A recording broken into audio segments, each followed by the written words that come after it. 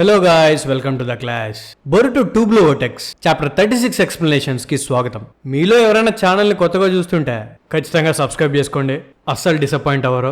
And నా side నుంచి ఇంకో రిక్వెస్ట్, ప్లాస్టిక్ ని తక్కువగా యూజ్ చేయడానికి ట్రై చేయండి, చెత్తని డస్ట్బిన్ లో మాత్రమే పడేయండి, అండ్ మీ చుట్టూ ఉన్న ఎన్విరాన్మెంట్ ని క్లీన్ గా పెట్టుకోండి.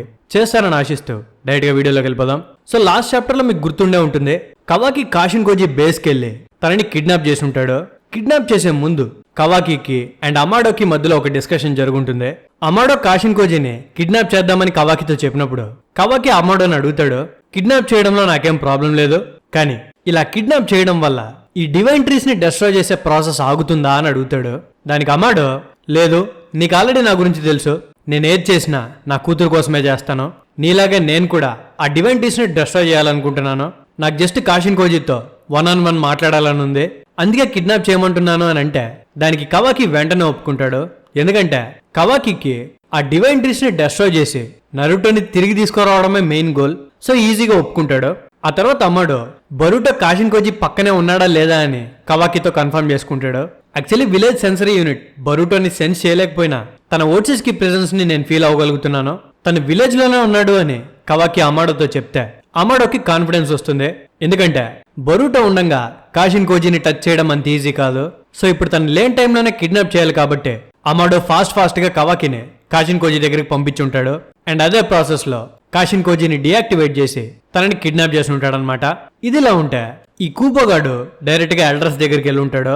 షికమారుని ఇంట్రాగేట్ చేస్తుంటే సడన్ గా తన స్పృహ కోల్పోవడం, తన కళ్ళు తెరిచి చూసేసరికి హొకాగే ఆఫీస్ మీద ఉండడం, అండ్ కొంతమంది షింజులు తన మీద అటాక్ చేయడానికి వస్తే బొరుటో వాటిని డెస్ట్రాయ్ చేయడం, ఇవన్నీ ఆ ఎల్డర్స్ కి చెప్తాడు. సో కూబో తనని బొరుటో కాపాడాడు అని చెప్పేసరికి ఎల్డర్స్ కొంచెం డౌట్ పడతారు, ఏంటి నిజంగానే బొరుటో నిన్ను సేవ్ చేశాడా అని. దానికి ఆ కూబో, చూడ్డానికి అది నన్ను సేవ్ చేసినట్టే ఉంది, కానీ ఇదంతా ప్లాన్ చేసినట్టు నాకు అనిపిస్తుంది. హొకాగే ఆఫీస్ లో ఉండాల్సిన నేను రూఫ్ టాప్ మీదకి వెళ్ళడం, ఆ షింజూస్ అదే టైంకి నన్ను అటాక్ చేయడం, అటాక్ చేసే లోపలే బొరుటో వచ్చి కాపాడడం, ఇదంతా ప్లాన్ చేసినట్టే అనిపిస్తుంది అని అంటాడు. అది వినగానే సాయ్, అయితే మీరు మన హొకాగేని డౌట్ పడుతున్నారా అని అడిగితే దానికి కూబో, నీకు అర్థం కావట్లేదా సాయ్, ఆ నారా షికమారు అండ్ బొరుటో ఇద్దరు కలిసి నా ఇంట్రాగేషన్ ని చెడగొట్టడానికి ఇదంతా చేశారు. షికమారు బొరుటోకి ఎందుకు హెల్ప్ చేస్తున్నాడో నాకు తెలీదు, ఏదైనా రీజన్ ఉండొచ్చు, కానీ నా ఇంట్రాగేషన్ ఆగిపోవడం, బొరుటో అప్పుడే రావడం, ఇవన్నీ నా అనుమానాల్ని నిజం చేస్తున్నాయని చెప్తాడు. అది విని ఆ ఎల్డర్స్ లో ముసిల్ది, నువ్వు చెప్తుంది కరెక్టే, బొరుటోకి అండ్ ఆ డివైన్ ట్రీస్ కి ఏదో సంబంధం ఉన్నట్టుంది అని అంటే పక్కన ఉన్న ముసలోడు తానా అంటే తందానా అన్నట్టు, అవును నువ్వు చెప్పేది కరెక్టే, బొరుటోనే ఆ డివైన్ ట్రీస్ ని విలేజ్ లోకి తీసుకొచ్చి ఉండొచ్చు అని అంటాడు. సో మన ఎల్డర్స్ అక్కడ స్వాతి మొత్తం జరిగితే ఇక్కడ శంకరాభరణం ఊహించుకుంటున్నారు.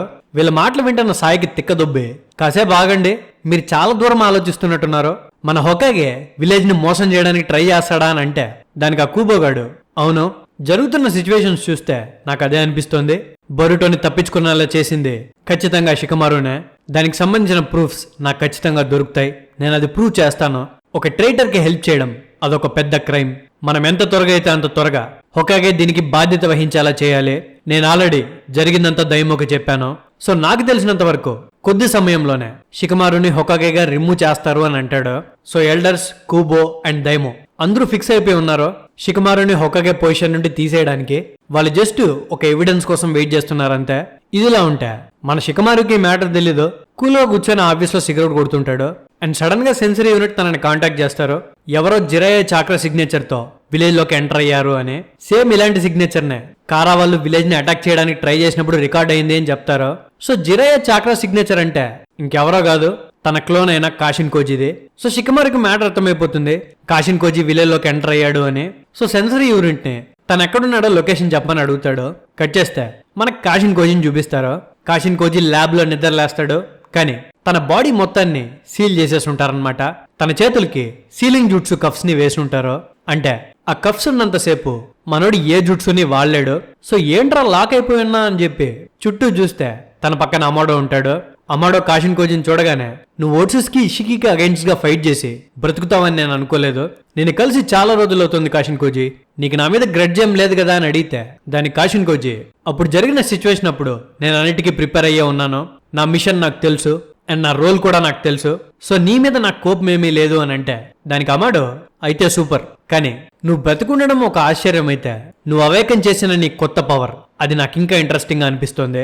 అదే నీ ప్రీ సైన్స్ పవర్. నువ్వు నీ ఎబిలిటీతో ఆల్ పాసిబుల్ ఫ్యూచర్స్ ని చూడగలుగుతావు.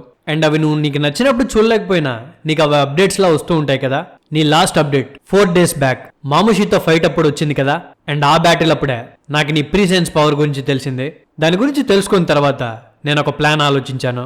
సో నువ్వు ఫ్యూచర్స్ ని ఇంటర్ఫియర్ చేయడం వల్ల మనం ఇప్పుడు ఒక కొత్త ఫ్యూచర్ లో ఉన్నాం. అండ్ 4 days బ్యాక్ నీకు దీని గురించి ఖచ్చితంగా తెలిసి ఉండదు. ఈ ప్రీ సైన్స్ కి ఇది బిగ్గెస్ట్ వీక్నెస్.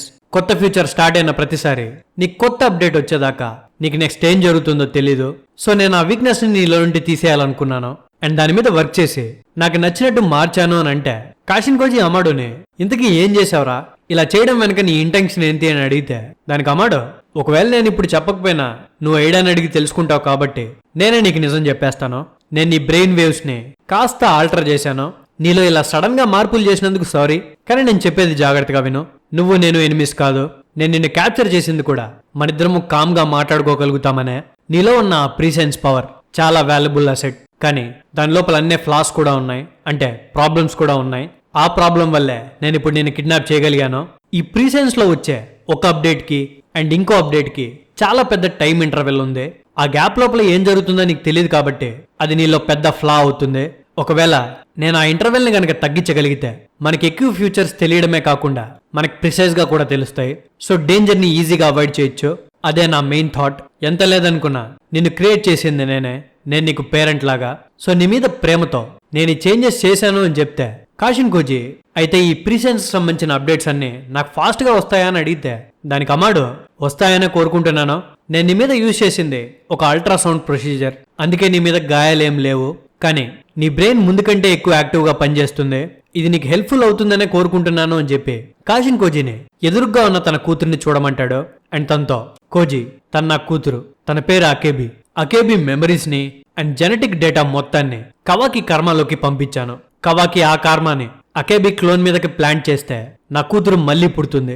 ఓట్సు స్కిల్ కూడా ఇలాగే రిజరక్ట్ అవుతారు. సో తనను చూసి చెప్పు కాషిన్ కోజీ, నువ్వు చూసే ఏ ఫ్యూచర్ లో అయినా నీకు కవాకి నా కూతురు మీద కర్మ ఇంప్లాంట్ చేయడం కనిపించిందా అని అడుగుతాడు. అది విని కాషిన్ కోజీ ఆలోచించి, నేను నీకు నిజం చెప్తాను అమ్మాడు, నాకు ఒక్కసారి కూడా కనిపించలేదు. నా ప్రీసెన్స్ పవర్ వల్ల నేను చూసే ప్రతి ఒక్క ఫ్యూచర్ నా మైండ్ లో ఒక మెమరీ లాగా రిజిస్టర్ అవుతుంది. సో నేను చాలా కాన్ఫిడెంట్ గా చెప్పగలుగుతాను, నేను చూసిన ఒక్క ఫ్యూచర్ లో కూడా కవాకి తన కర్మాని అకేబి మీద ప్లాన్ చేయడు. ఎందుకంటే ప్రతి ఒక్క ఫ్యూచర్ లోనూ జ్యూరా కవాకిని చంపేస్తాడు అని చెప్తాడు. కాషిన్ కోజీ చెప్పింది వినగానే అమాడో కోజీ కప్స్ ని తీసేస్తాడు అండ్ తనని రిలీజ్ చేసి, థ్యాంక్ యూ, నీతో ఫేస్ టు ఫేస్ మాట్లాడినందుకు నాకు చాలా ఆనందంగా ఉంది.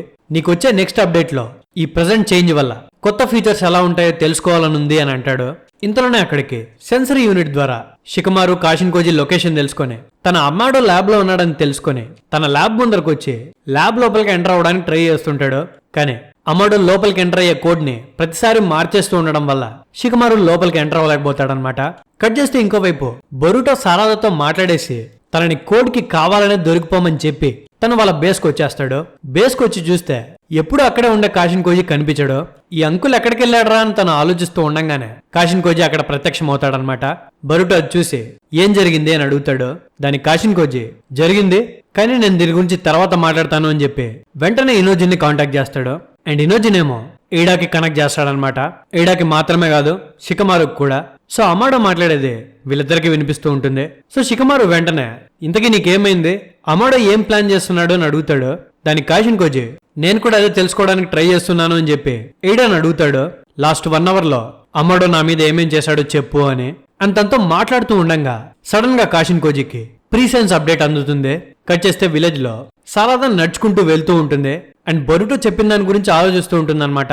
మాముషి విలేజ్ మీద అటాక్ చేసినప్పుడు కోడ్ తన క్లామాక్స్ ని విలేజ్ చుట్టూరా ప్లాన్ చేశాడని అండ్ తన మీద ఎప్పుడైనా అటాక్ చేయొచ్చని, ఒకవేళ అటాక్ చేస్తే తనని తీసుకొని వెళ్ళిపోయిన తర్వాత తన సింబల్స్ ని యూజ్ చేయమని చెప్పింది తను గుర్తు చేసుకుని తన షారింగాన్ని యూజ్ చేస్తూ జాగ్రత్తగా సరౌండింగ్స్ ని గమనిస్తూ వెళ్తూ ఉంటుంది.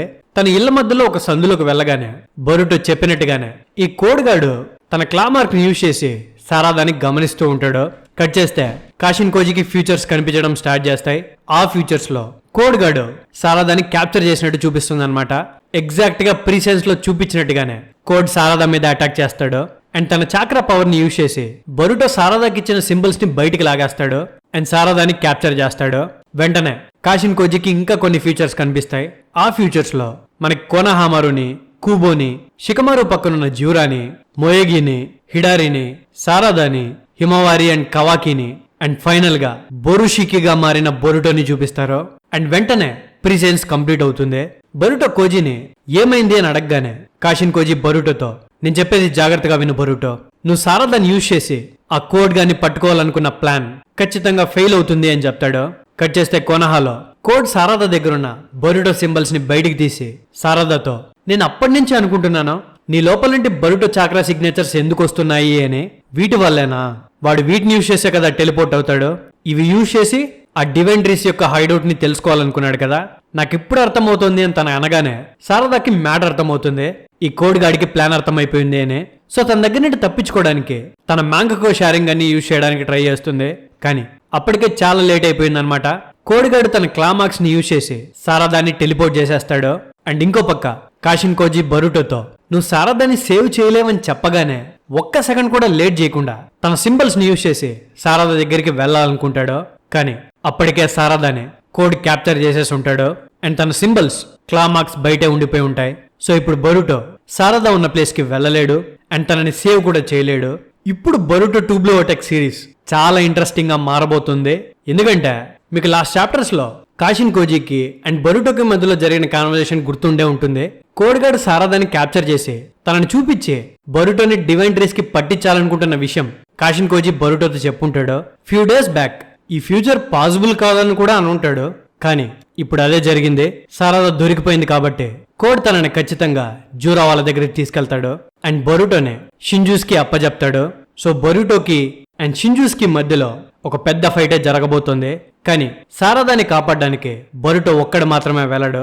కవాకి అండ్ కోనహాలో ఇంకా తనకి ఎవరెవరైతే సపోర్ట్ ఉన్నారో వాళ్ళు కూడా వెళ్తారు.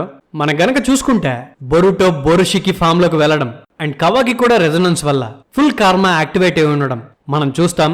సో బొరుషికి అండ్ జూరాకి మధ్యలో ఒక పెద్ద యుద్ధమే జరగబోతోంది. అండ్ నాకు ఇంకో ప్యానల్ చాలా ఇంట్రెస్టింగ్ గా అనిపించింది. అదే జూరా షికమారుని కలవడం. జూరా గనక షికమారుని కలిశాడంటే కూబో వాళ్ళ క్లెయిమ్స్ అన్ని నిజమవుతాయి. అంటే షికమారుకి డివైన్ ట్రీస్ తో కనెక్షన్ ఉందనే విషయం కూబో వాళ్ళు అనుకున్నది నిజం చేసినట్టు అవుతుంది. అండ్ తనని హొకాగే పొజిషన్ నుండి తీసేయడానికి వాళ్ళకి ఈజీ అవుతుంది. దీనివల్ల ఫ్యూచర్ ఇంకా కాంప్లికేట్ అవుతుందన్నమాట. ఎందుకంటే నెక్స్ట్ హొకాగేగా ఎవరవుతారనేది ఒక పెద్ద క్వశ్చన్. సో చూద్దాం నెక్స్ట్ పార్ట్స్ లో ఏం జరగబోతుంది అనేది. ఖచ్చితంగా ర్యాంప్ ఉంటుంది. అండ్ మీకు ఈ చాప్టర్ లో ఏమైనా డౌట్స్ ఉంటే కమెంట్ సెక్షన్ లో అడగండి. నెక్స్ట్ వీడియో స్టార్టింగ్ లో క్లియర్ చేసేద్దాం. And Boruto next chapter next month రాదు, ఒక బ్రేక్ తీసుకోబోతున్నారు. అది ఎన్ని రోజులు ఏంటి అనేది స్పెసిఫై చేయలేదు. సో మీకు బొరుటో యూనివర్స్ లో ఏమైనా డౌట్స్ ఉంటే అన్ని ఒకటేసారి అడిగేయండి. సింపుల్ గా చెప్పేసి ఒక వీడియో రిలీజ్ చేస్తాను. So thank you guys last వరకు చూసినందుకు. మళ్ళీ నెక్స్ట్ వీడియోతో వెంటనే కలుసుకుందాం. అప్పటి వరకు జాగ్రత్త. Love you, me anime professor.